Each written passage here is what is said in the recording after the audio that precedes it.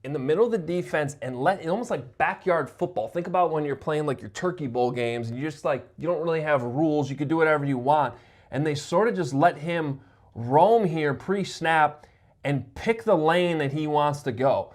And that really stresses you up front in terms of your rules as offensive linemen in pass protection, kind of figuring out who's got to be, blocking who. So Drew Dahlman, Caleb Williams, the way they sort that out on the plays where they do that with Micah Parsons this week, that communication will be huge. All right, let's go to the other side of the ball. We got the Packers offense against the Bears defense.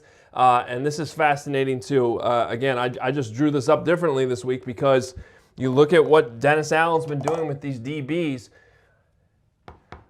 Might as well leave C.J. Gardner-Johnson out there, number 35. So I still have Kyler Gordon as the nickel, one linebacker. They did a lot of this dime personnel last week against the Eagles. Now, do they switch this up? Because there's a chance T.J. Edwards comes back.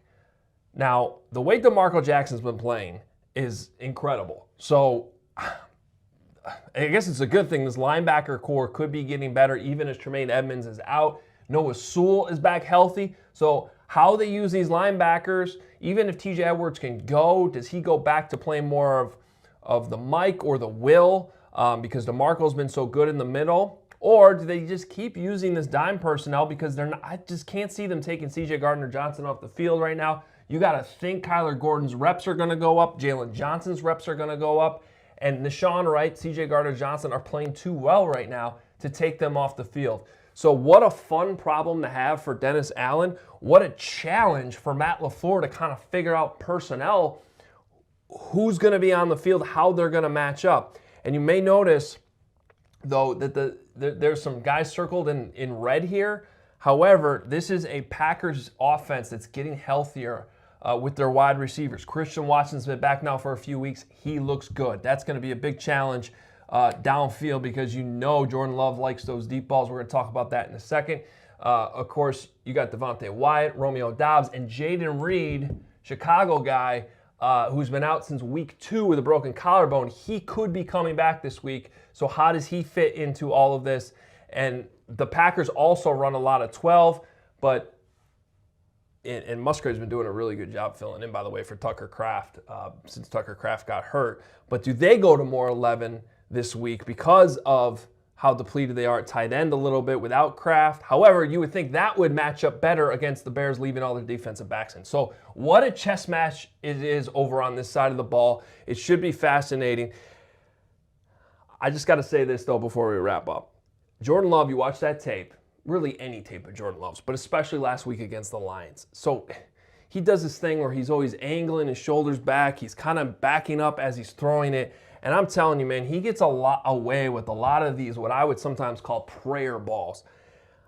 The 4th down touchdown last week in the end zone, I mean, that was the definition of a prayer ball. I'm not even sure that was a good decision to throw that ball, but it was a touchdown. So it obviously counts. I thought, though, on that play, if Kevin Byard was the middle safety coming over, he probably would have gotten there. The Lions safety did not. The way Kevin Byard's playing right now, we saw Jalen Hurts underestimate this last week, the amount of ground this guy can cover from sideline to sideline right now. He looks like he's 24 years old again. You got to be aware of that if you're Jordan Love. So I just thought there were a handful of passes in that Lions game last week that the way the Bears, Nashon Wright's length, right? The way he's been going up and intercepting some of these passes, Jalen Johnson getting stronger. I just don't know if Jordan Love's going to be able to get away with some of these same passes, these 50-50 balls that he throws up sometimes.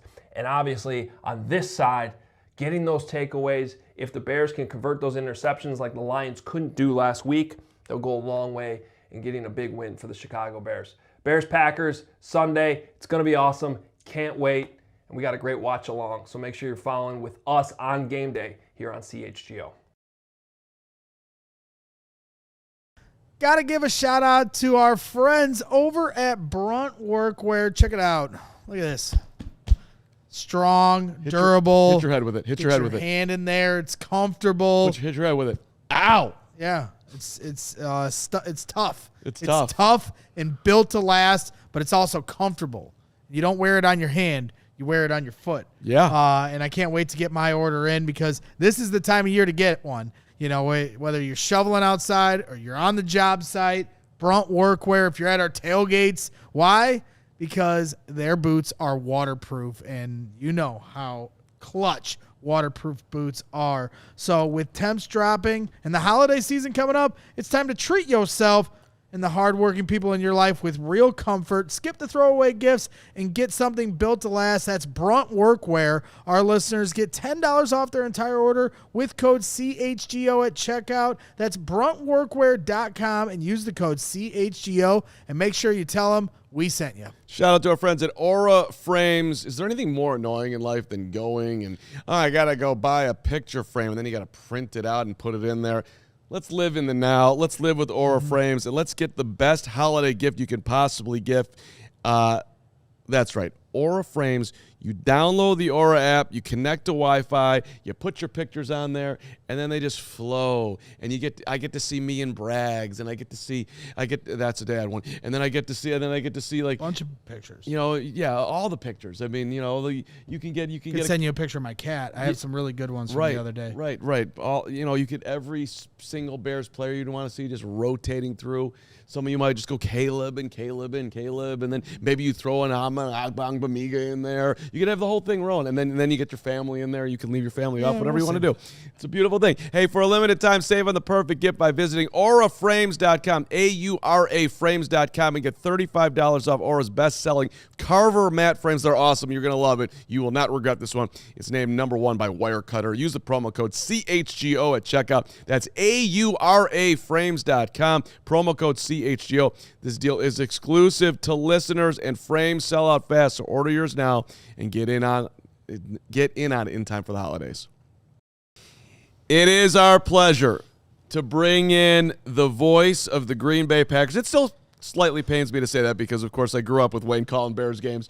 Super Bowl 20, top of the list. But he's been gone for a long time now. Of course, it did the Bulls on WGN forever. I was watching some of the intros today because you're going to have to tell a Michael Jordan story before you leave today, Wayne. You can think about that for a second. But let's talk about this week, Bears, Packers, and everyone talks about the rivalry. But it hasn't really been a rivalry until now. Like, this game matters for the first time in forever. So it's a new level, and we haven't been here in a long time. How do you look at the Bears right now, and how are you looking at this game this week? Well, I mean, I think I looked at the Bears like most people in the NFL for the first, 9-10 weeks of the season with skepticism. Their record was built on, their opponents were under 40% winning percentage as they built that record. But you had to respect what they were doing because they had the good record. And then you said, okay, we're going to find out about the Bears in Philadelphia. We're going to find out about the Bears. Well, we found out about the Bears. They're pretty damn good, aren't they? Yeah. I mean, it's physicality has kind of come back to Chicago here with Ben Johnson. And obviously, Green Bay is familiar with Ben Johnson with everything he brought to Detroit from an offensive perspective. So when you look at that and how he's been able to come over to Chicago and, obviously it's not a finished product by any means offensively and what they're doing, but what are you seeing from Ben Johnson, or what have you seen that, is something that, gives you cause for concern or something that you pay attention to in terms of what makes him great? Well, usually a team, an organization takes, when they hire a new head coach, takes two steps back, as it takes time for that coach to get his influence in the locker room, his playbook, and everything else put together. It takes the personnel department time to get the right players to fit what they want to do now with this new coaching staff. But that hasn't been the case here. And I'll go back to something just the other day that Xavier McKinney, the all-pro safety of the Packers, said. He said, I knew these guys were good last year. They didn't have a good record, but they were good. They had talent. And, so he said, I'm not surprised at all where they're at, because he felt they were good last year and they were very close, but they just weren't winning the close games last year. Caleb Williams was getting sacked, about 68 times, something like that last year. And so they weren't very well coached, is the point. And now they come in, you put Dennis Allen on that defense, Ben Johnson coming in with the offense. Caleb Williams looks like rough around the edges, yes, but he's a guy who's no longer getting sacked 4 times a game. He's got that down under 2 times a game. And he's a very good athlete, very good escapability. I'm not sure about his accuracy. It hasn't been very good for the most part. And the thing he does that a lot of young quarterbacks do, they miss layups.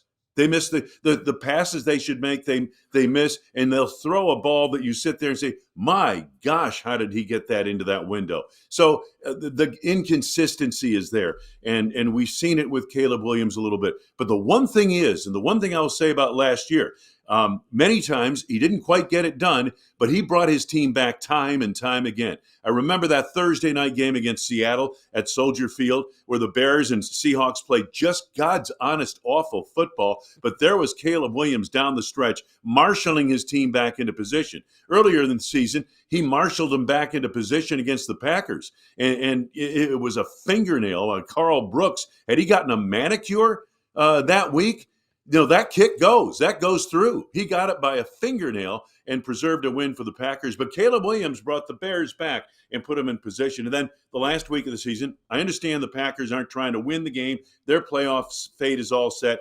But Caleb Williams drives the Bears down there against a good Mark Hafley defense, puts them in position to win. And this time, Cairo Santos gets the ball to the upright. So this kid is good. There's no question about that. Is all the ability. It's easy to see his athletic ability. Will he become a great quarterback? I think he has the intangibles to do that. I think he's got to clean some things up, and he's got a great coach with him to do that. Let's flip it to the other side because there's all this talk consistently about Jordan Love. Is he or isn't he? Is he in the top 5? I mean, you look at his just pure numbers, 19 touchdowns, 3 interceptions. That's phenomenal. You watch the game on Thanksgiving. The 4th down throw to win the game was incredible with the guy in his face. And yet you also watch him other times like, how do you miss that throw? So you see him every week, Dwayne. How do you break down Jordan? Jordan was very much like that his first year as a starter. He was missing the layups, that kind of thing. We were wondering about his accuracy. Improved last year. And I think a little bit more improved this year. I mean, every quarterback's going to miss some throw, and you sit there and say, how did he miss that guy? But every quarterback is going to have that. But the ones who are really good, you only see it once in a while, and that's where we're at with Jordan Love. Is he a top 5 quarterback? I don't know. Boy, you go through that list of who's in the top 5. But he's top 10. I can guarantee you that. And is he good enough to take a team to the Super Bowl? Yeah. Is he a first ballot NFL Hall of Famer like Favre, like Rodgers? I don't know. Probably not. But is he good enough to get you to the Super Bowl? Absolutely. One game on that note, Favre or Rodgers, who's Wayne Larrivee taking? Rodgers. Yep. Can you reason why? Because there's a good factor for Brett. No, I love Brett. Don't get me wrong. I love Brett Favre. Love him as a player. Loved him as a gunslinger. Very colorful. But if I got the game on the line coming down the stretch, I'm worried Brett's going to throw an interception. I'm not worried about Aaron Rodgers in that case. Fair enough. In that regard, in terms of Jordan, because I think Jordan, the thing that I credit him, that a lot of Bears fans I think try to push against him, is he's not afraid to throw in any window.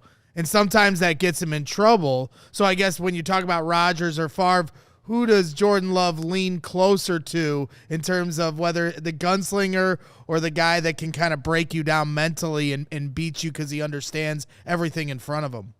He's a little bit of Brett Favre, a little bit in those throws you mentioned, but he's mostly Aaron Rodgers. That's who he grew up with. That's his mechanics, the way he handles things in the pocket. Underrated skill that he has is that he manipulates the pocket quietly, but very well. The Packers don't have, in the previous 5 years, the Packers have had a top 5 offensive line. They don't have that this year, okay? It's reflected especially in the running game, but it's also reflected in some of the pressure that teams are able to get on the Packers quarterback. But Jordan Love quietly manipulates that pocket. He has a great feel for sense of pressure, where it's coming from, and how to get away from it. And so I credit him a lot with the low sack totals you've seen in Green Bay this year. Flipping it to the defensive side of the ball, obviously, defensive tackle Devontae Wyatt, got hurt in the Lions game. It feels like that's a pretty significant injury for that defensive front. I'm just curious, like, what are you seeing from this Packers defense? How much does that affect the pass rush? You know, obviously Micah Parsons is somebody all Chicago is concerned with right now, but what are you looking forward in this matchup in terms of how that pass rush can do without, you know, one of their top defensive tackles? Well, that's you mentioned it right away, and that's the big concern this week. You know, Devontae Wyatt was developing into a blue chip interior defensive tackle. Okay, now most of us don't see those guys because they're in the mosh pit every play. But trust me, he was a guy who was really developing into a penetrator on defense. Big guy who had unusual quickness for a player of his size. And that's what made him special. And he was developing that way. And he and Micah Parsons were doing some nice tricks up front, with Parsons looping into the A gap and pressuring the quarterback from not just the edge, but coming up the middle as well, which I think we'll continue to see, but not probably as effectively as when you have Devontae Wyatt moving people in the direction of the quarterback. Pressure right in the face of the quarterback is still the best pressure you can have, and they were doing that with Devontae Wyatt. Huge loss, not replaceable. Okay, they'll have a lot of guys they'll run in there, and they'll have to do some different things from schematically to compensate for the hole in the middle of this defense. Because not only is Kenny Clark not there, who is a very solid guy against the run, stabilizer in the interior of that defense, he was traded in the Parsons deal. Nobody's crying about that, but he's not there, and now Devontae Wyatt's not there, and now there are big questions up front. And I would expect the Bears, who made yardage on the ground laterally against Philadelphia last week, they're not going to challenge the Packers in that regard, because the Packers have too much lateral speed in the second level of their defense, and they've been very good against the run in that regard. Where teams make yardage against Green Bay on the ground, between the tackles. And the strength of the Bears' offensive line, those three interior offensive linemen, they are the key to everything the Chicago Bears are doing offensively. That jumps all off the tape when you watch Green Bay play. They are fast as hell, and it's like you're not going to do it outside. But I think you're making a great point, Wayne.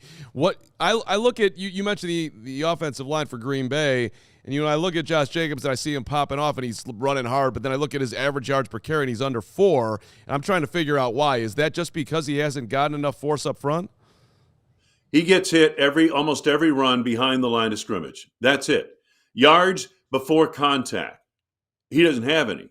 Matter of fact, he leads the NFL in yards after contact. There's nothing wrong with Josh Jacobs. The offensive line isn't quite what it was a year ago. Yep. Well, there you have it. And that's the Bears up front have not been able to get enough pressure. So this is a very interesting part of this. When you look at the game and you try to figure out where, if you're from you're just looking from a Chicago perspective, where do the Bears have an edge? Does anything jump out at you? I think in the running game against the Packers defense, although the Packers defense for the most part has been good against the run, but a lot of their statistics, if you look, they're X number of yards this season against the run. I think it's under 100 or right around 100. Well, a lot of that was the first 2 weeks of the season where they gave up 58 yards in 2 games. Lately, teams have been able to move the football on the ground on occasion against this Green Bay defense, and I think they're going to test that. The Bears, I think, will test them on the ground. You might see some token passes early on because Ben Johnson will be saying, well, Green Bay's expecting this, so we'll throw a little, we'll be a little pass heavy the first series or so. But I think for the most part, where the Bears feel like they have an advantage is on the ground game against the Green Bay defense, even though the season statistics may not bear that out. Again, what you're dealing with now is trends, okay? Tell me what this team is the last 5-6 weeks of the season, okay? The Packers defense is not a top 10 rush defense in the last month of the season. The Bears offense is top of the heap in the last, 6, 7, 8 weeks since their bye week on the ground. 100%. It's very rare when the Bears and Packers are both playing for the top of the NFC conference. Typically it's the Bears' reason for that being the case, but now we kind of worlds are kind of colliding here for the Bears and Packers in a way that the rivalry isn't always the case. And so I'm just curious, just from like a a fan perspective or a vibe perspective. You know how it is here in Chicago. Anytime a team is good, the city just explodes, and the passion is running wild right now for the Bears. And so I'm just curious, from the Packers' point of view, is there, like, we understand you guys have always kind of looked at us like, you guys are over here, we're not worried about you. Is there any kind of worry or concern building for what's happening here in Chicago because of Ben Johnson and everything that's kind of come together? Yeah, it's starting to build in that regard. I've done every Bears-Packers game since 1985. I think that's 81 total, because one of them was the NFC Championship game in 2010. And, the problem with this rivalry has been in the 80s and into the early 90s, the Bears dominated. Then the Packers took over with Holmgren. They've been dominating. Now for 30 years, they've been dominating this series. And once in a while, Lovie Smith, who was a great head coach in Bears history, in the mid-2000s, 2006, had that Super Bowl team. And then, 2010, you saw the real competitive balance of these two teams.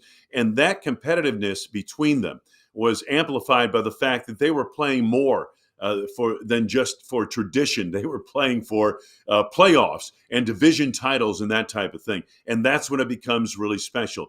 2013, when they met in Soldier Field last week of the regular season. Remember that game? The winner goes to the playoffs. The loser goes home. The winner not only goes to the playoffs, but hosts a playoff game. It was the NFC North Championship game, and the Packers won on that final play, Rodgers to Randall Cobb. So when these teams play for something more than just the rivalry, then this becomes the rivalry we all talk about for years and years, the number one rivalry in the NFL. I listened to your call of that play today, Wayne, getting ready for this interview, and the dagger was out, and it was I think you called it the NFC North dagger. It didn't feel good, Wayne. And that honestly, that's why I've been challenging Carm all season. I've been wanting to bring you on for a few years now as we've been doing this, and it's truly because what he's talking about with that call. Like, I need you to understand, Wayne. Like, I didn't grow up. I was born in '85, so I'm more, when I reflect on the '90s very fondly with Michael Jordan and the Bulls. And like, you are the voice of my childhood in a lot of ways. And honestly, some of my fondest memories as a fan are you on the call calling Chicago Bulls games. And now you do these games with the Packers, and when they beat the Bears and you call there is your dagger, I need you to understand how much that kills me. And it must kill people like Carm even worse, that when you're calling the Super Bowl for the Bears. So it's like, I'm happy for you. I know you're doing great out in Green Bay, but I just need you to understand just how devastated I am every time I hear your sweet sounding voice. Well, you know what? Chicago has the greatest fans, in my opinion, in the world. And the fact that almost 3 decades later, they're still mad at me for leaving the Bears, that says a lot. And I appreciate their sentiment. The fact is, I guess I had an impact down there. I didn't realize it when I left. Well, right, Wayne, you were beloved, and Jeff does a phenomenal job, obviously, for, since you left, and there was a little bit of a Gary Bender in there too, but, I'm good friends with Jeff, but you're the greatest that I've ever heard doing it here. It was unbelievable, and maybe it was because I was so young that the attachment was stronger. It was you and Jim Durham. I was telling you that before, R.I.P. to J.D. But well, I'm honored. Yeah, well, here, just maybe on the way out here, 85, it's coming back around again as HBO's doing the shuffle. And we had Gary Fensick on last week, and he's talking about, I'm really thrilled to talk about the Super Bowl shuffle again. But I got to be honest, I watched the shuffle this morning, and I think a tear might have come down my face if I have to admit it. So yeah. I don't know what you remember about when that thing came, or was a young Wayne Larrivee thinking, these guys are completely crazy, or, great decision, you're going to go win the Super Bowl. I watch this team every week. They're this good. Do you remember the only time the Bears lost was that epic Monday night game in the Orange Bowl, and we get back at, 2, 3 in the morning. And it was the next morning that they actually taped that. And, they had to superimpose some guys in there. I think Walter didn't make the live taping. So there were a couple of the other guys they had to put in there. I think Jim McMahon. And Dan Hampton refused to do it. He said, we haven't won anything yet. But they taped that the day after their only loss. So those guys, they had some balls, man. They knew what they were all about. And that was an epic moment. And what a great anthem that was for that team going to the Super Bowl and the playoffs when it came out. Well, I'll have you know that I was born November 29th, 1985. So the first game of my life, the Bears played the Dolphins in the 85. They ended up winning the Super Bowl that year, but first game out the gate, not great. When I heard they were out in Miami the night before, they were having a good time. That team had all the characters. So it's not my fault. It was warm. They were allowed to lose one. It doesn't matter. It would have been sweet to go 16-0, but it's still the only Super Bowl that we've all seen. Guys, you know what I always thought? It would have been sweeter if the Dolphins instead of the Patriots made that Super Bowl, right? Agreed. Yeah, 100%. Let's get some revenge and kill them. Although I would have been a little afraid because that team was a lot more dangerous than the Patriots were that year. Final thing, because Carm put you up to it earlier, and we were talking about the Bulls earlier. If any fun story you can share from your memories of calling the 90s Bulls with Michael Jeffrey Jordan, if there's one in particular that stands out to you.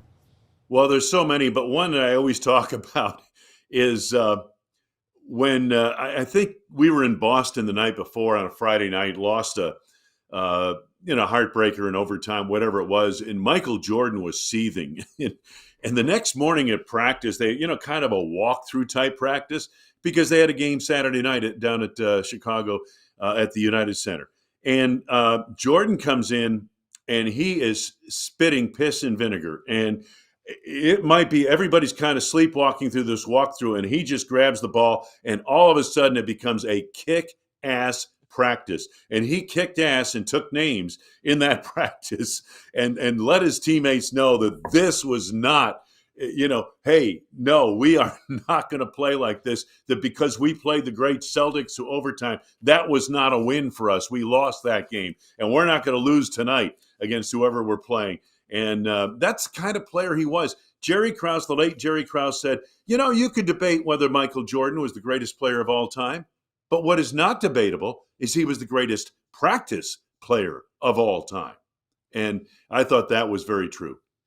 Yeah, B.J. Armstrong I saw one of his clips recently. He's like they should have been videoing practice because it was unbelievable. So you were privileged to get to see that, Wayne. That's awesome, and I could talk Bull stories all night long. They used to have it at the old multiplex. You could watch practice, and then Phil Jackson came in and put the curtain down, and that was it for us privileged kids in the north suburbs who got to watch practice and all that. I'll tell you stories another time. That's pretty cool. Wayne, we'll let you go. Thanks so much for making time on a busy week as always. We really appreciate it. This was awesome, so thank you. Yeah. Well, great to be with you guys. Hopefully it won't be 40 years before I'm back. No, hey, man, really appreciate you coming on. Honestly, thank you guys. Means a lot. Huge fan, even when you're putting the dagger through my heart on those calls. Hopefully not as many daggers for me in the future, but appreciate you very much, Wayne. All the best, guys. Thank you. Shout out to our friends at Prize Picks. Big one tonight. We'll be in the Discord hanging out for Cowboys and Lions. You know what the best way to do it? Get yourself going on Prize Picks too. Make some money. More or less on 2 to 6 player projections. The more you do, the more money you can make. Show your show your brilliance. 252.5 passing yards for Jared Goff, more or less. More. 275.5 for Dak, more or less. Less. George Pickens, 81.5 receiving yards. More.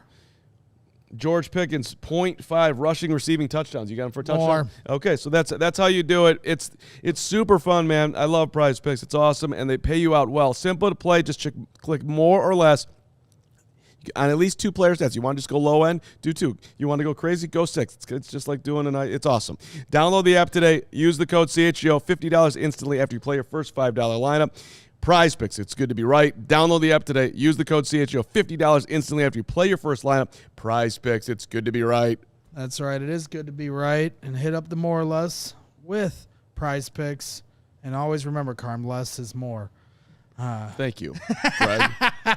Deep thoughts. Got to give a shout out to our friends over at Mac Weldon here real quick. From the gym to work to a night out or winter adventures, summer adventures, you want clothes that feel comfortable anywhere. And Mac Weldon has breathable clothes that keep you cool, comfortable, and stylish. They were keeping me cool all summer long while I was on the golf course. That's why I had such a great year. And that I got to give all the shout out to Mac Weldon. Absolutely. You got to go to macweldon.com and get 20% off your first order or $125 or more dollars off or more with promo code CHGO. Breathable clothes. That's MACKWELDON.com. Use the promo code CHGO. Mac Weldon. All right, that was great. Braggs and I just got to cuddle for like 48 minutes. Just stop. It was fantastic. Yep, that's exactly what happened. That's exactly what happened. That's what happened. To the penalty box he goes.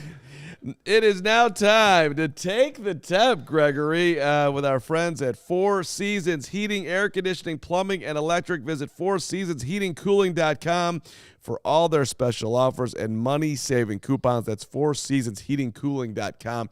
You're right. We took the temp outside, and it's freezing. Yeah, you went outside and huffed down 7 cigars and are now firing up Diet Pepsis. You smell terrible.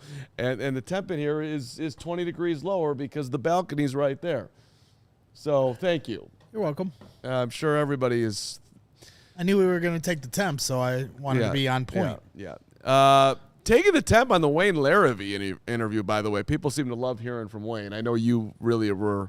You thanked me about 17 times for booking that one, so you're more than welcome, buddy. Yeah, I've been asking for the last couple years, at least for the last year, and you promised me earlier in the season, and then I sent you a suggestive and slightly threatening text earlier in the week. I'll kill you if you don't book Wayne. I texted him on Monday, you promised me Wayne Larrivee.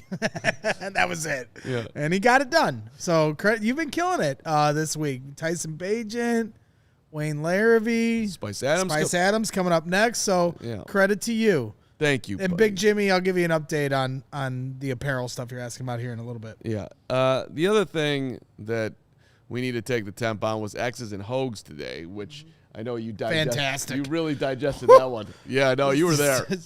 Award-winning segment. Yeah. I just so impressed. Yeah, no, I know. You were. I know you were listening on Locked in. Yeah, you were taking it down out there on the balcony, just fully. Can you stop with the euphemisms? Yeah.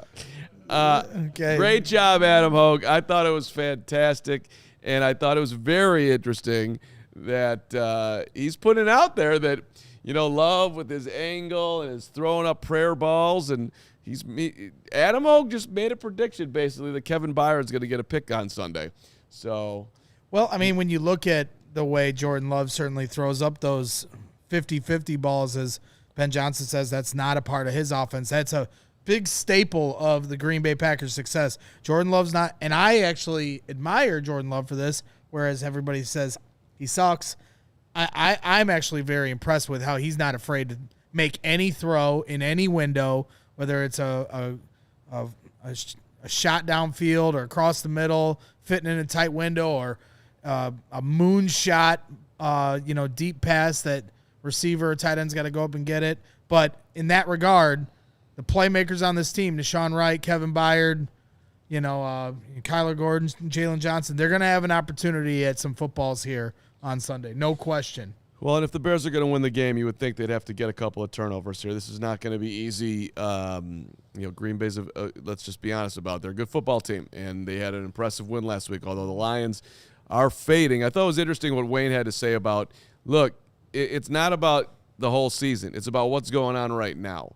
And what's going on right now the last couple of weeks is that the Bears are at their high point. Green Bay had one of their better performances last week, but it's also you're still trying to figure out, at least I am, like how big of a mess is that Philly team? Because they look like a pretty damn big mess. And the Lions, they got their own mess going on here. So, it was Love's first ever game where he threw 4 touchdown passes and did not throw an interception.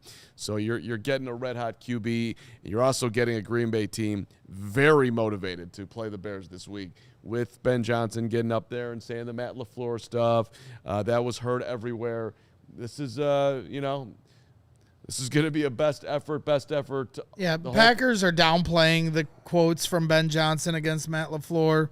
Jordan Love was pushed on it a bunch. They're downplaying it, but I promise if Green Bay were to go on and win this game, they're going to be saying afterwards it was a motivating factor. Don't believe anything the players are saying about this game from Green Bay. Don't believe anything the fans are saying. That's why I appreciated Wayne Larrivee when I asked him, like, hey, are people in Green Bay nervous? Are you nervous? And he said, yeah, they're paying attention. So I appreciated the honesty from Wayne Larrivee, because I'm sorry, it's impossible not to be. If you're a fan of a rival against the Bears, you have to be taking notice about what's going on in Chicago right now. And let's also remember that, what they're saying up there is, they're downplaying the Ben comment. But Matt LaFleur did go on the Pat McAfee show back around the draft, and he was asked about the Bears and the whole thing. And LaFleur's quote was, "We've got a great division. You can't discredit what the teams have done. And I think Chicago has done a nice job of adding to their roster, and you get a good football coach," as he said himself in Ben Johnson. Bingo. There, you let it out. You let it out, buddy. And that's fine, because when Ben got up there and was like, "I love being Matt LaFleur," I'm like, whoa, that was a thing. So, I mean, Ben obviously knew that George McCaskey would love that, and there was some, little, "I just got hired, we'll throw a little candy up to the old ownership box, if you will." And here we are. Now we got to pay it off and go beat Green Bay, so it'll be a ton of fun. Let's get one last thing on taking the temp here. Dennis Allen gave a great answer on taking the temp on the Defensive Player of the Month in Nashon Wright, who's had just an absolutely phenomenal story. Great guy, fantastic performance this year when the Bears absolutely needed it. They wouldn't be here without him. So this was Dennis talking about what he's seen from the Bears cornerback making plays all over the field. What I saw was each and every day and each and every week during training camp, I saw a guy that continued to get better. And I've said this before, and I think, anytime you got a guy that's got talent and intelligence, and they're willing to work, those guys get better. And that's exactly what he's done. He's come in every single day, put his head down, went to work, tried to do the things that we're asking him to do, and I think he's reaping some of the benefits, and we're reaping some of the benefits of that. So I loved that. Talent and intelligence and willing to work, they are going to get better. Yep. And I think what I appreciate is how he calls back to training camp. And I said this at the beginning of the season, but sometimes training camp can trick me.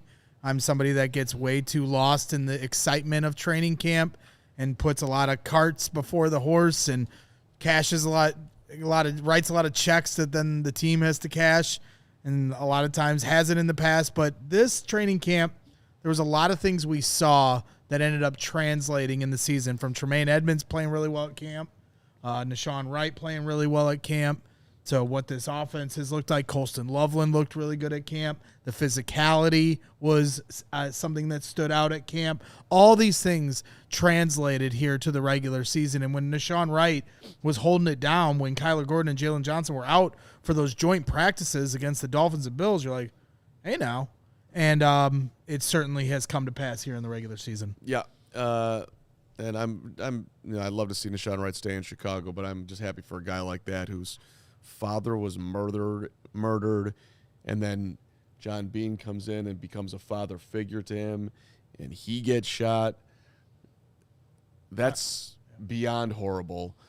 And not that money's going to make it better, but a guy like that who's going to get paid in the off season, that just feels like that's money going to a guy who has earned it, deserves it, whatever you want to put it. Just congratulations on him on sticking with his career and battling and absolutely dealing with a ton in his life. So On that note, let's remind everybody as we get to the top of the hour that become a diehard and whatnot. Use the code Jahns, Jahns, $36 to become a diehard. The premium coverage, the events, our tailgates coming up here. You want to get a discount on those, and you want to come out. The Packers tailgate on the Saturday night. Oh, Gregory. If you become a diehard right now, scan the QR code. Then you can join Discord here later tonight. That's right. When we are going to be doing a happy hour watch along, whatever you want to call it. It's basically like Spaces on Twitter or a Zoom call, and you can hang out with us, the whole Bears team, as we have officially reached overtime here on the CHGO Bears Podcast. Please hit the like button. But once again, if you become a diehard, you can join the Discord. You can wear your good, better, best shirt, or at least order yours, and then it'll be sent to you as soon as possible. But tonight we'll be on Discord and hanging out, watching the Lions and the Cowboys game, which Who do you like tonight? I honestly think the Cowboys are going to win this game. It's in Detroit. It's a 3-point spread, so it's basically a pick 'em. But I was talking about it on Brick by Brick, and make sure you tune into the Brick by Brick podcast coming up at 6 p.m. Central. Jarrett Payton joined for 45 minutes, and it was a great conversation. Jarrett obviously is Bears royalty, and he was amazing with Lance Briggs and Jerry Azuma. But I said to those guys, like, this is the first game to me this season that is like the first real playoff game of the year. Because for the Lions and Cowboys, it's kind of a win or go home situation of your aspirations to make the playoffs. If you look at, the Cowboys at 6-5-1 right now, or the Lions at 7-5, and you do the math of how this NFC conference is shaking out, neither team can afford a loss if you are hopeful to be one of those teams that makes it on the back end. A lot can happen in December. Things can just completely go awry. But if you're projecting, the Lions play the Rams in L.A. next week.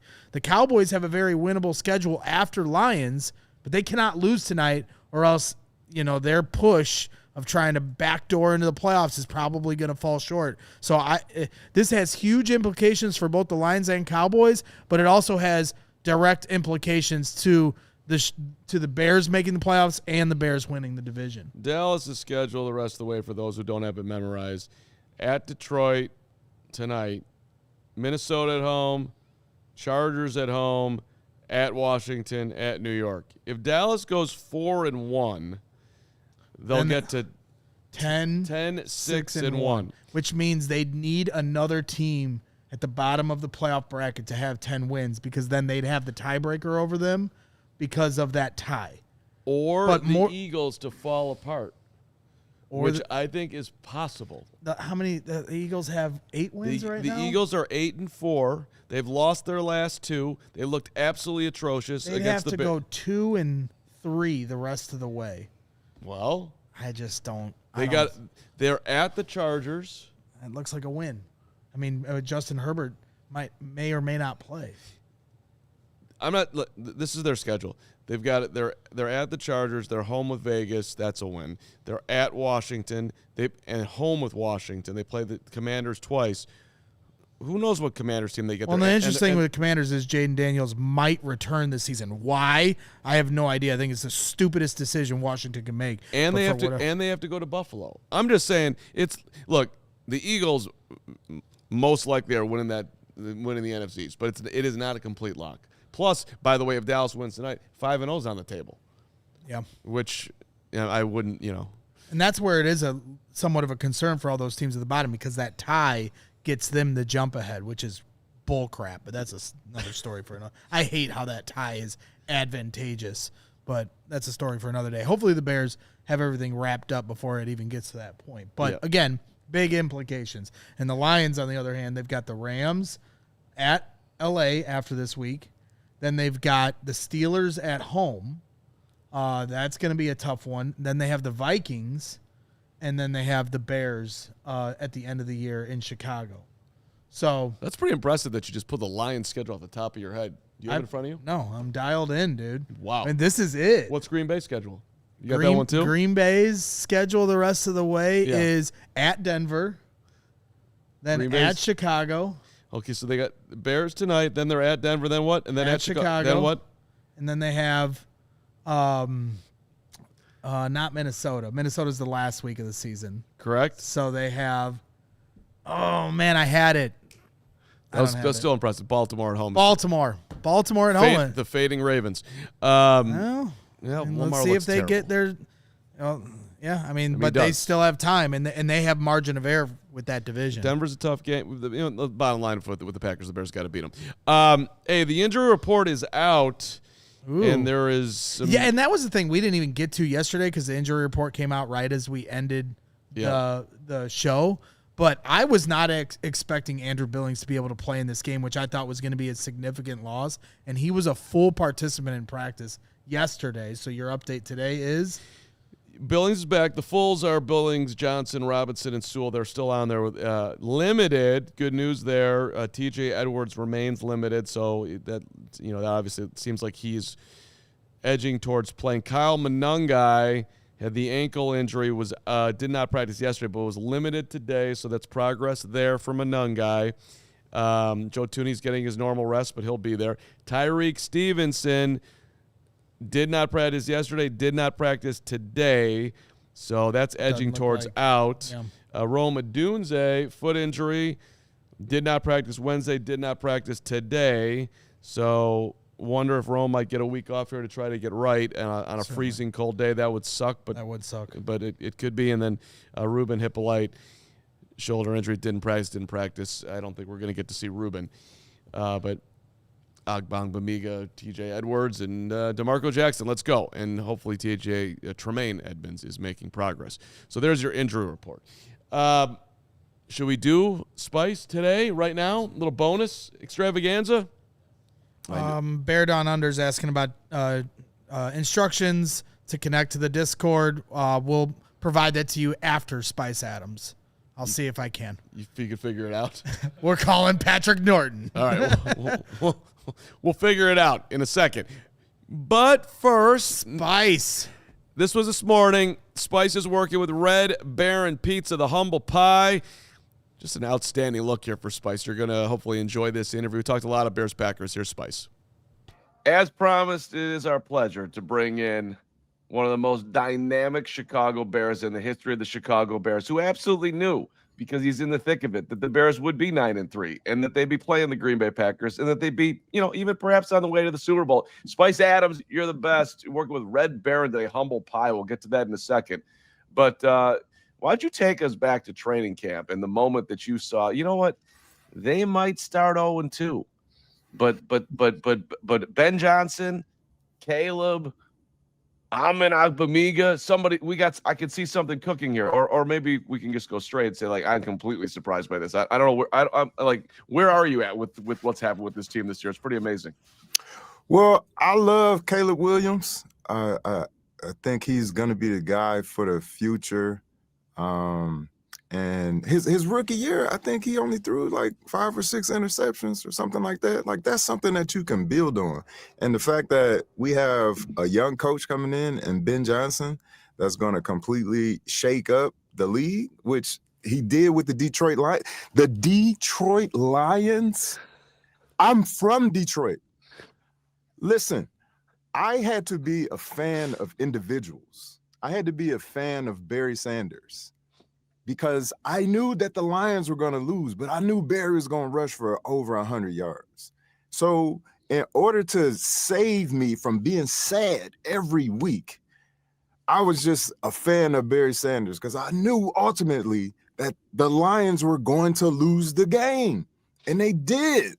And it worked out for me because I took my heart out of it, because it's painful to go 0-16 and to lose like every year 2-14, but to turn that team around, you got to be special. So I knew in training camp that it was only going to be a matter of time this season when we were going to be considered good, and here we are. Yeah, it's certainly been a lot of fun. You're pretty close with the team. You do a lot of fun content with the players, and we as fans always really enjoy the stuff you're putting out there. And And so I'm just curious, like from a vibe standpoint, I mean, you were a part of some locker rooms with the Bears that were pretty close. And, what sense do you get in terms of the continuity and chemistry? Because last year this was a team that lost 10 games in a row. Didn't seem like everybody was getting along all that great. And now it's like a war rally cry after every game. Like these guys are ready to run through a brick wall for each other. Yeah. Well, winning do that to you. Everything seems to be hitting on all cylinders when you're winning. Like everybody's high-fiving each other, everybody's singing, everybody's dancing and skipping around, like everybody's upbeat at the office. There aren't that many arguments. Things are looking good. But the thing is, you got to take it one game at a time, and you got to get hot at the right time. And it seems like we're doing all those things, but it's just a great thing to be a part of, man. It just puts you in a better mood when you start winning, and it's just easier to navigate. I mean, just going to the gas station. I mean, it's just different, man. It's just a different type of air, different type of vibe around here, man. It's like I'm starting to understand what it was like in 1985. Every week is just like Manungai rushed for 100 yards. Oh, Swift, now he rushed for 100 yards, and this person had 2 touchdowns, and Caleb took a step forward, and the special teams did this, and the defensive line did this, and we had this takeaway. And every week is something, man. And it's a great thing to be a part of, and a great thing to see, especially in the city of Chicago. What are you seeing from Montez? Because he started out slow, and now he started to get some. He's getting basically a sack a week. But I'm also looking at it like it's sort of like he's holding his position, and he's just in the right spot, and then he's able to get guys to the ground versus blowing by guys and being that insane dude that's just really causing havoc. Yeah, I think he's having a solid year. He doesn't have like the flashy numbers that you would expect for him to have, but he's just been consistent. In any game he could break out and get 2 sacks or 3 sacks, or had that forced fumble, which he's so good at. And I think he's starting to show everybody the reason why he's here. And I just think now he's really going to turn it on now, because they got playoffs in the sights now. So it's December ball is going to be different, So I would expect to see more flashy plays out of him these next couple of weeks. Well, obviously, you have a lot of experience on the defensive line. So, when we're talking about Montez and that defensive line group, I'm sure they're wanting more production than they've had so far this season. But, like, how do you break this down? Because, like, everybody just looks at the sack totals, but yet they have created a lot of turnovers, and the secondary certainly gets the lion's share of those, credits. But at the same time, if you watch the tape, seems like the defensive line is creating a lot of the pressure that causes, the ball to get thrown as an interception. So I'm just curious, what does this defensive line need to do here in the month of December to try to help elevate this team from, a playoff contender to a Super Bowl contender? They have to continue doing what they're doing. Get all the takeaways, and the guys up front, Grady and Davis, stop the run. Billings, get in there and stop that run, earn the right to rush the passer. And I think what the Bears do very well is they play great as a unit. You may not see all of the things that show up in on the stats, like the sacks and the forced fumbles, this and that, but you will see guys in their pass rushing lanes. You will see guys being disciplined. And you will see a lot of the DBs breaking on the ball because they trust that the rush is going to be there. And when you get rush and cover, and this is something that Peanut and I talk about all the time, is rush and cover, because that relationship is so important. Because if you're a DB, you can break on the ball because there's going to be pressure there. And so there won't be a lot of pump fakes. And when you get that trust and your DBs that the defensive front is going to be there, that's when you start getting all the interceptions. And I think that the Bears need to continue doing what they're doing, just turn it up a notch. Turn it up a notch. Start seeing those things on the stat sheet. So you mentioned 85, and you're getting a feeling of what that was like. And you announced your retirement. If I remember, you were like a Renaissance man or a forward thinker going on YouTube. So I'm wondering, like, what can these guys do to take it up a notch? I mean, you're a creative character. You could maybe they need this team. We got Ben Johnson taking his shirt off. We got hot dogs going all over the place. I know what you're getting at. There's something that this team, there's a feeling going on here, Spice. Maybe you can guide them to what's possible. I don't want to do this. I don't want to play this game here, man. Like, I think in 85, they were doing the Super Bowl shuffle before they even went to the Super Bowl. That's what I'm saying. You know what I'm saying? So I think you got to leave that alone. I don't think you could try to recreate anything like that. You got to leave 85 alone, man, and just marvel at it and just respect it. But just leave it alone, man. When you try to recreate something that's already great, sometimes it don't turn out the way that you want it to. Yeah. No, the Patriots did a video that year too. It would be fun though, and Yeah, I would definitely love to be involved if there's something like that. I mean, I got a couple little muscles, you know what I'm saying? Me and Ben Johnson could take the shirt off, man, and have a muscle off or something like that, man. Like I'm ready. Let's do it. To that point, I mean, it has started to become a phenomenon here in the city that, Ben Johnson rips his shirt off in the locker room, free hot dogs for the city, compliments of the Wiener Circle. And I was at the Wiener Circle the other day, and you've got like 10 fans ripping their shirt off, chanting good, better, best, and everyone's like, this rally cry is just like spreading everywhere. And then I see you and Peanut, ripping your shirt off the other day on Marquee. Yeah. I mean, so I kind of feel like this has become the thing. You know what? Matter of fact, I'm just playing. Tarps off for the city. I mean, I feel like this is kind of where it's going. Is just this is going to become like that moment that everyone remembers from like when the Ben Johnson era started. Everybody seems to be getting in on the action. Yeah, it's fun, man, and I think the world just revolves differently when the Bears are winning. I mean, you're talking about the flagship of the NFL. Like this is the team. This is the team. And when Chicago is doing well, I think everybody is just in a better mood. Like I haven't met anybody who hated on Walter Payton, like ever in my life. Like, I mean, you had some Barry Sanders fans, and some people had some Emmitt Smith fans, but you could not deny sweetness. You can't. Like, you turn on the film, you get inspired. Like, this man was doing things that no other human should be doing on a football field. I mean, like, Chicago, man, it's such a great town. If you're not from here, please come and visit.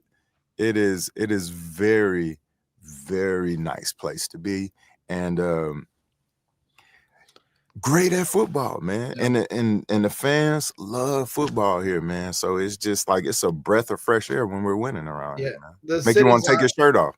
Absolutely. The city is on fire right now, and if the Bears beat the Packers here on Sunday, oh my gosh, like this next week after the game will be absolutely insane. So what are your thoughts on this game here on Sunday? Not many people gave them a chance against the Eagles last week, and correct. I don't know if we've seen a team out there physically dominate another team of that caliber like the way the Bears had on that primetime stage, and now they get another test here on the road in Green Bay. What are you thinking in terms of this matchup and an opportunity for the Bears to really put a stamp on what they're doing right now?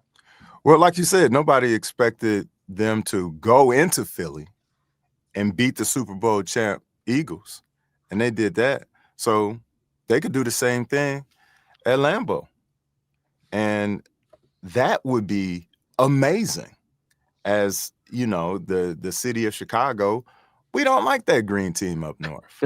So that'll be great if we can go into Lambeau, silence that crowd, and make Jordan Love look very pedestrian, make Josh Jacobs look very pedestrian the same way they did with Jalen Hurts.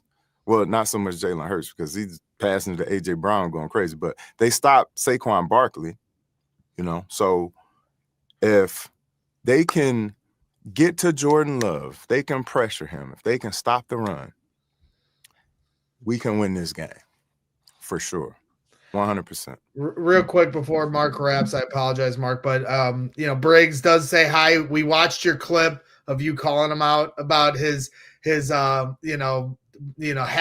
speech in the locker room that fell flat as you guys lost, and we certainly had some fun with that. And my final thought was just wanted to say once again, I've said it to you on Twitter, but really proud of you for your weight loss journey. I know you've talked a little bit about it on Twitter, not to put you on the spot here, but I am somebody that's also struggled with my weight at times, and I know that can be hard. And I know you obviously come from a totally different world, being a professional athlete that needed to have that weight on, but really proud of you in your journey and stuff. And so just wanted to finish off by saying congrats on that.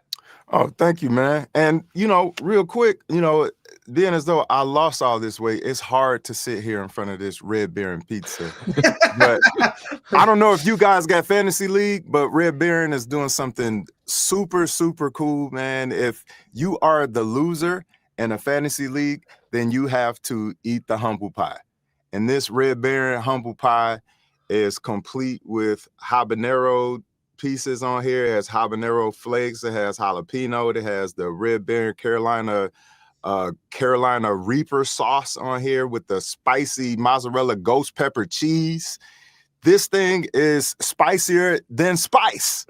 This is off the hook, man. And you see a lot of people getting hurt doing Fantasy League challenges and stuff like that. But this right here, this is cool, man. This is cool. And then your whole entire league will get classic Red Baron pizzas, man. They got this going on from now to December 15th. You can go to redbaron.com/humble pie.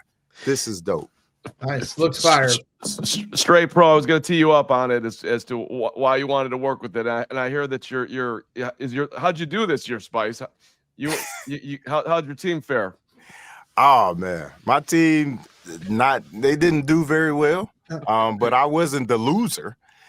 So, but my team didn't do well at all this year. And, but I really haven't been having time to be the great GM that I normally am because my kids got a crazy schedule. But, yeah, man, I do all right in Fantasy League, but not enough to be around here talking too much trash. Yeah. Spice, always great to see you. We appreciate you making time. Red Baron Humble Pie, check it out. Yes, sir. Thank you. redbaron.com/humble pie. Dude, always good to see you, Spice. Thanks, man. Yes, sir. Anytime. Shout out to Spice. That was awesome. And yeah, I think we're all going to go eat some pizza, frozen pizza, Red Baron, whatever, tonight. Yep. Perhaps during our Discord hangout there, buddy. Yeah, absolutely. So for anybody that's watching, I saw some people asking in the chat. Gary actually was helping along with this. In your email where you became a diehard, there is a link in that email that will direct you immediately to Discord to then have you sign up through our diehard Discord. Like that's how you want to do it. So for anybody watching right now that is a diehard, go to your diehard email where you signed up. The link for Discord is in there. Click on it, log in. And when you come in, you'll see a bunch of different channels. You got the Bears channels, the Bulls channels, Blackhawks, because we have conversations for all the teams across the city. Go into the Bears channel, and you'll see a little sound symbol. And in that sound symbol, that's where we're going to be hanging out tonight. It's called a voice channel, but it's essentially like a Zoom. You'll be able to see us. It's video and audio. So we'll be able to see everyone that's in there. We all interact. We were doing playoff watch-alongs last year, and they were a lot of fun. And everybody just kind of hangs out at their houses and has some drinks, watches the game, and kicks it around. Adam Jahns is going to jump in. Adam Hoge, Mark Carman, Steven Nicholas, Patrick Norton. The whole CHGO crew is going to be there hanging out, watching the Lions-Cowboys game, which is certainly a big one. So if you have any other questions, reach out to me privately. But please, for all the diehards, come on out. And, hey, if you're not a diehard yet, use the code Jahns, Jahns, $36 for an entire calendar year. QR code here on your screen. You can hang out with us tonight. And whatnot. I'm debating home studio, a.k.a. the couch, and or maybe just live at a bar to be determined. Do you think it'd be fun if I was... Bar seems kind of distracting, but that's par for your course. Like I could, I mean, you know, I got to get to the locker room tomorrow, but that's not until later. I could, you know, maybe I'll just add into the evening a couple of cockies, as they like to say. As you like to say. As I like to say. What do you think? Or should I just go home front, just professional? As have a hot tea. The more you can try to be normal, I think the better it is for all of us. I don't know. I'm not. Prospect Heights Papa Shot contest. Yeah. The Papa Shot contest for our CHGO Bulls crew is in Prospect Heights. So we've got a lot of stuff going on the whole month of December. We've got a tailgate coming up a week from Sunday against the Browns. We got 3 tailgates still the rest of the year with 3 home games still on the docket. It's a lot going on here. Watch-alongs for Bears-Packers here coming up on Sunday. All the road games we're going to be doing live watch-alongs. So it's going to be a lot of fun. Your Papa Shot game's terrible, right? It used to be really good, but, yeah, now it's terrible. Okay. Will Gottlieb is insane. So I would go to Prospect Heights, and I would challenge Will if you think you're good and find out if you can be on his level. Because if you are, that'd be impressive. 4 Bulls tickets. We're giving away 4 Bulls tickets to the winner of the Papa Shot Showdown. Wow. And it's tonight. Thank you. Okay, today's December 4th. 1250 South River Road in Prospect Heights. That's awesome. Why don't I just do my watch along from there? Sounds distracting. I did see Big Jimmy in the chat asking about brick by brick merchandise. I'm not sure if there's any hoodies or shirts available on the store anymore. There are. This is a brick by brick hoodie. We had sold them. I've been pushing our guys out in Denver who do a great job with all the designs to update the brick by brick design now that Lance Briggs and Jerry Azuma have joined Brick by Brick Nation. But we have a lot of great designs on our store. But, you know, as supplies last, you know, as we like to say. But I'm going to get them to reload it, I promise, because I get it. The brick by brick momentum has just been building. I see all your guys' comments. I hear your guys' feedback on how much you guys enjoy that show. That really means a lot to me and all of us here. We work really hard to make sure we're giving you guys all the different kind of content that you need, whether it's After Dark on Mondays or Hoge and Jahns, or, of course, here at CHGO Bears and the podcast, Brick by Brick. We try to bring all the different voices, all the different personalities and perspectives. And so it's very rewarding for me personally and all of us here that you guys kind of appreciate the different angles we give it to you from. 13 different shows a week on the Bears. 13. And for anybody out there that says we're not talking enough Bears, trust me, we are talking enough Bears. But maybe we'll do 16 shows next year, and Steven might drive into a lake. Don't worry about the conversation that you had with somebody on Twitter yesterday for 10 hours here who were complaining that we're not doing enough Bears content. Well, it's annoying. Yeah, okay. Like, but the ads. We do 13 shows a week. Okay. Never mind about that. By the way, there's also a huge push for the Carmonica shirt that I'm making. And that within the next 10 years, Carmonica t-shirts coming, also the Karma mentality, because people need that. Do we want to play DJ? I can look get that. At Cole in the chat. The Meatball Island t-shirt is the most comfortable t-shirt I own. All of our merch is phenomenally comfortable. Yeah. It's really great stuff. I like the CTA one that I got on right now. CTA. This is a great one. Yep. You want DJ? Do you guys want to play DJ? I think we should play DJ. Go DJ. That's my DJ. He just won Walter Payton Man of the Year. I haven't edited this, so we'll see if the audio is good enough. Patrick Norton put this in our chat. The DJ was great. It's a long show today. Nothing's behind us, so you guys. If the audio quality isn't good, we'll come out of it. If it's good, we'll let it roll. He just got nominated for the Bears as the Walter Payton Man of the Year. Each team gets a nominee, but Jared Payton surprised him. Jared Payton, who's going to be on Brick by Brick here at 6 p.m., surprised DJ with that nomination for all the work he does off the field. DJ's had a very professional year, so that award makes a ton of sense. So let's hear what DJ said as we go long here on a Bears Packers week. DJ, Packer week. DJ Moore. Sure. Yeah. I think y'all could find out who in the locker room if y'all really just look. At the picture. Oh, really? Okay. There's not a rap on the person's I'm not a snitch, so I'm not gonna tell you.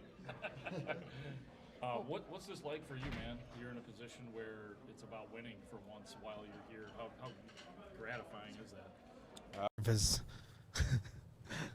All right, so it was too quiet. I wasn't able to have time to do let's that. blame Patrick for that. Yeah. That's who I vote. Turn We your volume blame up, for Patrick. the low audio is because of Patrick Norton.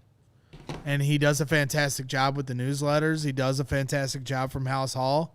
But right there, it's the volume is your fault, Patrick. And your punishment now is to bring another bottle of whiskey and hide it somewhere here for me and you to only know about. Okay. Thank you for the effort, Patrick Norton. Oh. Subscribe to his newsletter, which is free, and it comes in your email every morning. It's awesome. Everybody in the chat saying it was fine on their end, but It was quiet. okay. All right, don't listen to Crystal. Don't listen to Crystal. I don't quiet. blame you. We got standards. It was too quiet. Okay. All right. Steven is he's just everything we do around here has got to be first class. That's why he's the GOAT. Skippity Bop. Thank you, Skippity Bop. Thank you for this. Spotify Wrapped said I was a 2% listener. Where's my shout out, boys? Suddenly, Skippity. Skippity, I'm sending you some butter pecan ice cream, courtesy of MJ, for your efforts this year, and we thank you for listening. And shout out to Serotonin, who tagged me in his tweet this morning. He's in the top 0.1% of CHGO viewers, and he is watching live right now. Serotonin, you're the man. I saw you in there. Chim Richards is predicting that the Lions will... The Lions will lose 35 to 278. Chim has lost it? Chim is on the edge. So he's really backing the Cowboys. It was you know what he's doing? What it was a typo, and I said it's too late. It's on the screen, and he said take it down, and I said no. Yeah. So Chim In Richards fact, not only does he not Lions. take it down, but we can also edit That's your right. comments, Chim. So think about that the next time you put something out there. So Chim does still believe, but Chim is losing his typing skills because he's just so nervous not what it about says. It's what he's nervous about. The big bag Bears in week 18. Craigulator. It's time for the Craigulator. It's time for the Craigulator. It's time for the Craigulator. Craigulator, $20. We appreciate it. This week is taking forever. Just enjoy it. Enjoy the waiting game, if you will. It'll be here soon enough. And yes, on Sunday, pregame at 2, watch along during the game, postgame, of course, and brick by brick. We're here from 2 o'clock till 1 in the morning, or whatever it is. Okay. Not quite, but let's see. That's 6, 8. We're here till about 11, 11:30. Mm-hmm. It'll be a late night, and then back and rolling on Monday. So. I see Iceberg in the chat saying he's a 0.5% listener without listening to Brick by Brick, and that's hurtful. And not only is it hurtful, but it makes me angry. And when you post things like that, it makes me want to meet you on an iceberg and fight you. Okay. No, forget him. Almost And made what an entire good- show without a What threat. good are icebergs anyway? Look at what they've done to our world. Titanic. How many times do we got to hear about Titanic for the rest of our lives because of you? Okay. You ever think about that? Yeah, don't mess with Mother Nature. Icebergs are amazing. How's global warming working out for you, iceberg? Not great. You're melting. Okay. Can we get penalty Now box? you're not allowed to watch tonight with Jared Payton. There is a penalty box for people that attack our listeners, and it belongs there to isn't. Braggs right now. No, yeah, there isn't. Yeah, there is. We'll start the next show on delayed penalty with Braggs. We got to get out of here. I have White Thank Sox you. Iceberg, in you're the 20 man. minutes. everybody can chill out. Hey, I had a great time today. Thanks to Wayne Larrivee. Thanks to Anthony Spice Adams. Thanks to Adam Jahns for starting the show. Thanks to Hoge for X's and Hogs. Steven for producing. Braggs for being the amazing Braggs that he is. What a Jake show. Flanagan, Emma, Sean. Everybody's hanging out today. Let's go. It's Packer week. Let's go. Ugh! Let's go Bears. Hoge and John's preview show tomorrow. We'll see you Sunday for pregame. Have a great rest of your day. We'll see you tonight in the Discord. Have a great rest of the day. Let's go. We all silly like the mayor.